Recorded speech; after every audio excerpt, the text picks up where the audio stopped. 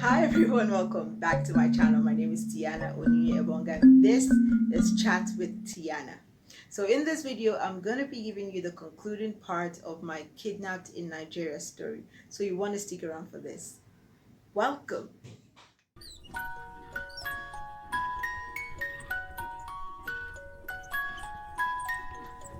So I had to do what I had to do to make the baby quiet, and he eventually slept off with his, thumb in his mouth, and he slept off. But how could you sleep in such a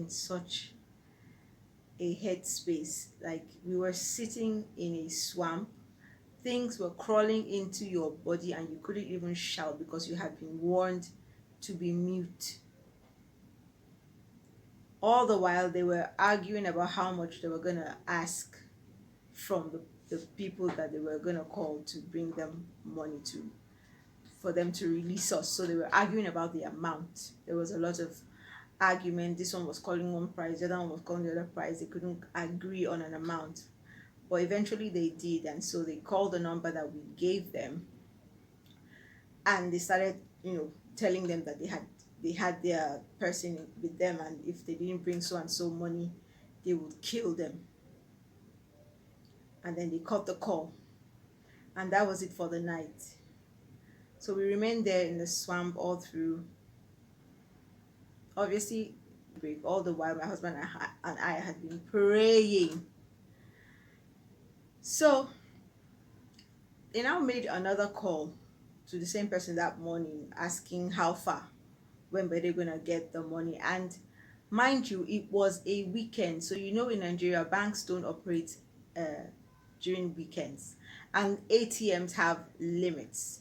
So it was crazy. They were expecting such a huge amount of money, and it was a weekend, and they didn't care if it was a weekend or not. All they wanted was that the money should be brought to so and so place, else we will be killed. So you can imagine the confusion that was going on the other side of the phone as well, of our family, of our relatives. I can't imagine the confusion that would have been going on there when they heard what had happened to us. So when they eventually called the amount of money, my husband shouted and said, "Where do you expect my family to get that kind of money from?" And the next thing was, they brought out machete, like cutlass, and they hit him on his back severally with it, telling him that who asked him to speak. And the next thing, one of them brought a gun and put on my head and said if he spoke again, that I would be the first to be killed. So he pleaded with them, and then we were quiet again. So they kept making the negotiations. Then my baby woke up. And when he woke up this time, the cry was like 3 times the one that he was crying in the night. He was screaming uncontrollably. And then they started at me. They started hitting me. They said if there's anything I needed to do to make the boy to be quiet, I better do it, else they would have no choice but to kill him. I tried all that. I was shaking the baby. I covered his mouth. I was like telling the child, because I tried to stuff my breast in his mouth just to keep him quiet. But no, the child was like, "No, I'm going to cry. I'm going to cry. Nobody's going to stop me from crying." And after there was one of them that was so pissed by my child's crying, and he was like, you know what, that he was just going to go ahead and just kill the child. So he came close, and I heard him cock a gun and put it to the head of my son, and was telling my husband that it's not his fault, but he has to do this, because if he doesn't do it, that the child is going to expose them and expose their hideout. Then we started begging. My husband started begging. Said, if you want to kill anyone, don't kill my son. Please kill me instead. Don't kill my child. Kill me instead. Please leave the boy alone. It's just a child. It's just a child. My husband started pleading with them to have mercy on the little child.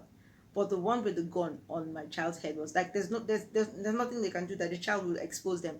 The child will expose them, because it was crying and wailing so loudly. So we started pleading. I was weeping. I was begging them. I said, please, just spare the child. It's just a child. He doesn't know what is going on. They should have him before. Where the one with the gun was insisting then we heard one of them called him back and told him that they should have a meeting. So they left us. Apparently, remember that we were still blindfolded, so we weren't seeing. We were only using our ears to like imagine what was going on. So I assume they left where we are and went somewhere to have a quiet meeting. That was the second day. Remember, we had been there first night and then the second night. No food, no water. We were held. So eventually they came back and then they told my husband to stand up. My husband said, "What's going on? Where are you taking me?" They said, "Be quiet and just follow." So I heard them dragging him somewhere and I started weeping. "Please don't kill my husband. Please don't kill my husband." So they took him away. And then the next time they came back and then one of them tapped me and said I should stand up. By now the child was starting to settle because I had done all I could do. So his crying was subsiding. So I was wondering why they were still asking me to stand up when the child had started, his crying was stopping. So they said, "Madam, stand up." I said, "Yes, sir." So I stood up, still blindfolded. So one of them grabbed one of my hands and started leading me somewhere. So I started asking him, "Where are you taking me? Where are you taking me? Where is my husband? Where are you taking me?" He said, "Madam, shut up and just follow me." I started crying. I said, "Please don't kill me. Please don't kill my child. Please, where is my husband?" He said, "Madam, if you're not quiet now, I will finish you for here now. Nothing will happen." So I held my mouth. Meanwhile, all of a sudden, I noticed that my child was still. He was just quiet with his hand in his mouth. So I thought maybe he was sleeping, and I was so thankful for that. Because after he was crying so loudly and eventually I didn't hear him crying again, so I felt maybe he had calmed down. So they were leading, the guys started leading me somewhere. So when we were walking through the same path again, thorny bushes and whatever, the swamp and everything. Walked for a while. So after walking for a while, he told me to stop. And then I stopped. And then he came close and removed my blindfold. I couldn't see for like 5 minutes. I kept going like this because the eyes had been closed for a while. So he said, "Don't look back," because he was standing right behind me. He said, "Don't look back." He now told me that I should walk straight, that he was letting me go because of the child. I said, "What of my husband?" I said, "What of my husband? Where is my husband?" He said, "Madam, which one you want? But could kill all of them now. Abi, you want go bring money, come." That they were releasing me so that I would go and get the money for the release of my husband. When I wanted to turn back to look at him, he brought out his gun. So I told him, I said, "My brother, if you won't kill me, I beg no kill me from back. Can't kill me for front. Make I see you as you dey shoot me." The guy said, "Madam, just dey go. Go front. When you walk straight, you will get to a mast and you will see a road." But I was so scared because I felt it was a joke. It was a lie. He wanted to shoot me, but he wanted to shoot me and the child from behind. So I just said my last prayer, hugged my child for the last time, kissed him, and then I was walking with fear. I was like, this is the end. Any moment from now, I will hear that gunshot. That was the longest journey of my life. I kept hearing him say, "Madam, no look back, just dey go. Madam, no look back, just dey go. If you look back, I will shoot you." So I was walking with my child, my still child in my hands. So after a while, I stopped hearing his voice. Then I summoned courage, turned back, and nobody was there. That was when I started running. Guys, I started running with my 8-month-old son in my hands.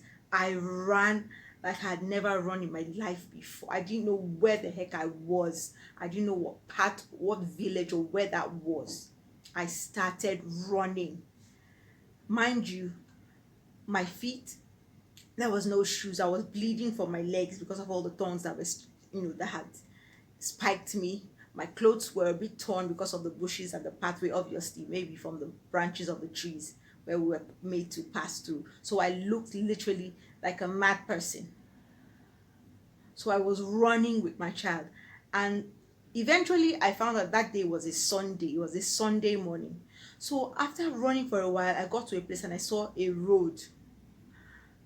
That's civilization. Then I saw cars coming. Obviously, they were going to church, guys.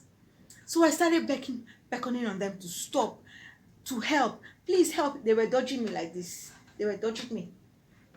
These are people that were going to church. I was begging. I said, please help me. Please help me. Nobody stopped.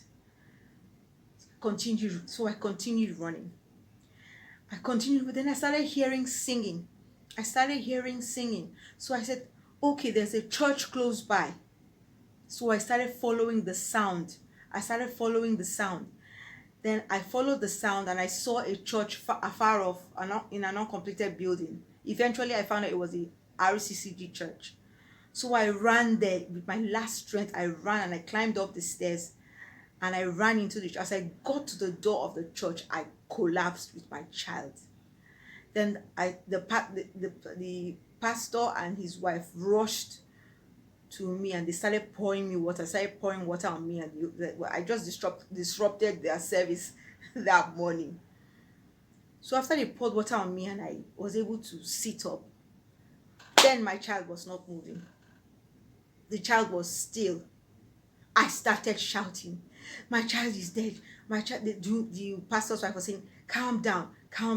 They started pouring anointing oil on the child. They poured water on him, and the pastor laid a hand on the child. I started praying on the child, and after a while, the child started coughed, and started vomiting. Then they brought water. They gave him water. Then the baby was awake.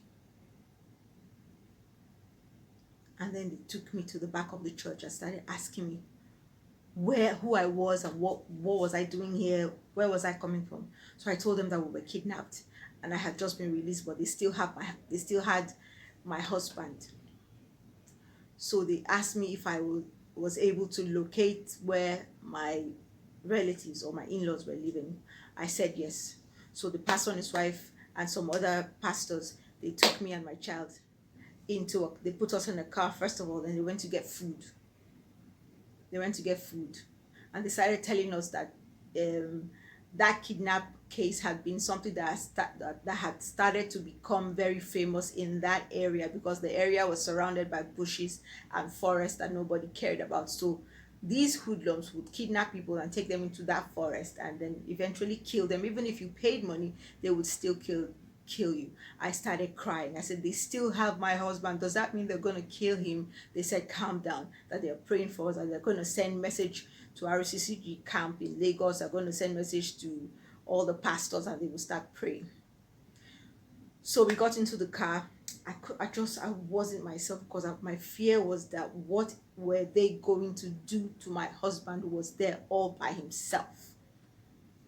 So we got into the car and they asked me the way. Meanwhile, this place that they took us was like 3 towns away from where we were living.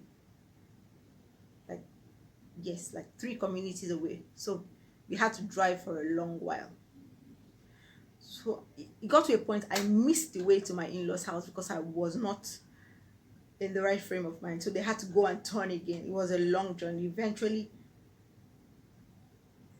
they brought me to my in-laws. And then we started negotiations for how to get my husband released. They were making all sorts of demands. They increased the demand. As in, it was crazy. God. It was getting to the 3rd day and my husband was still with them. Eventually, when my husband came out, he told me that after a while, he didn't understand what happened among the guys. They just started fighting each other. The one who seemed like the leader started shouting and saying he wanted to leave the forest, that he was tired of this business, he didn't want to do the business anymore. So the other ones were like, are you crazy? How can you say you want to abandon us now? This business almost click, we don't collect money, what are you talking about? So they started fighting themselves. In the midst of this, the people that were supposed to get the money for my husband's release eventually were able to gather the huge amount of money. And calls were going on. Okay, you bring the money to a so place, and then you keep it there, and then we'll release your person. Oh my God, that was the longest 24 hours of my life. So eventually the money was delivered to where they asked for it to be delivered. Now, release the man. Now, it was another prayer entirely. After they collected the money, there was no more communication. So now my family and my relatives had to start looking. They went into the bushes to look for him, because he uses glasses, and the first thing that they did when they kidnapped him was to break his glasses, so he could hardly see without those glasses. And by now it was like 2 a.m. on the third day. They had paid the money, and the guys were incommunicado. They had left him to find his way by himself in a thick forest that he knew nothing about. As in, almost blind. He didn't know his way around. He said he didn't know, he was just stepping on things and just praying that God should just save him. So eventually he was able to find his way out into the road, into the main road.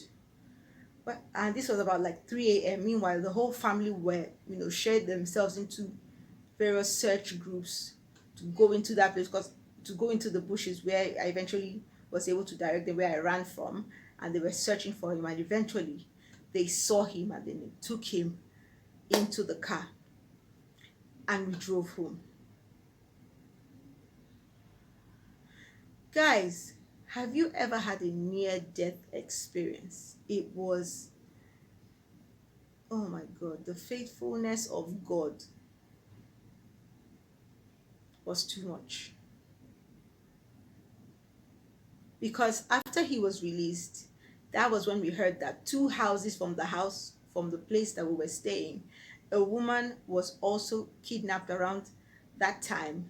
The family paid the money, but eventually they killed the woman and deposited her body in front of their house. So why were we spared? It was only God. It was just the grace of God that we came out of that forest alive. So I want to say to you, whatever it is that you are going through, just know that God is God. If you trust him, if you trust him one bit, he will see you through. He will see you through. So this is my testimony, how God saved us from kidnappers in Nigeria. It was a harrowing experience I will never even pray for my enemy to go through. But to God be the glory. We came out, and we are here today testifying of his goodness. Thank you so much for all the love. Thank you for all the comments. Thank you for all the prayers. God bless you, and I will see you all in my next video. Thank you so much for watching, and have a blessed day.